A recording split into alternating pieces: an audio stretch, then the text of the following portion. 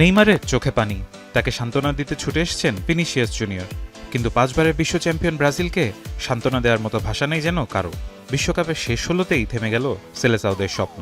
1990 সালের পর এই প্রথম বিশ্বকাপের কোয়ার্টার ফাইনালের আগেই বিদায় নিতে হলো ব্রাজিলকে। ম্যাচ শুরুতেই এগিয়ে যাওয়ার সুবর্ণ সুযোগ পেয়েছিল ব্রাজিল। মাতিউস কুনিয়াকে ফাউল করলে পেনাল্টি পায় সেলেসাওরা, কিন্তু ব্রুনো গিমারেসের শট দুর্দান্তভাবে ঠেকিয়ে দেন নরওয়েজিয়ান গোলরক্ষক। সেই মিসই যেন পরে বড় আফসোস হয়ে ফিরে আসে। আমি ভরসা রাখি হিরন স্মার্ট ওয়াটার পিউরিফায়ারে। দ্বিতীয়ার্ধে ম্যাচে গতি বাড়ায় দুই দল।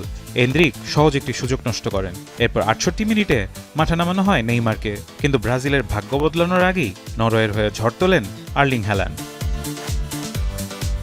79 মিনিটে শিয়েল্ড রূপের নিখুঁত ক্রসে দুর্দান্ত হেডে প্রথম গোল করেন এই স্ট্রাইকার। আর নির্ধারিত সময় শেষ মিনিটে ডিবক্সের প্রান্ত থেকে অসাধারণ ফিনিশিংয়ে করেন নিজের দ্বিতীয় গোল। 2 গোলেই স্তব্ধ হয়ে যায় ব্রাজিল শিবির। ইনজুরির সময়ে পেনাল্টি থেকে একটি গোল শোধ করেন নেইমার, কিন্তু ততক্ষণে অনেক দেরি হয়ে গেছে। শেষ বাঁশি বাজতেই উল্লাসে মাতে নরওয়ে, আর কান্নায় ভেঙে পড়েন নেইমার। ব্রাজিলের এমন বিদায়ের পর কার্লো আনচেলত্তির ভবিষ্যৎ নিয়েও শুরু হয়েছে নতুন আলোচনা।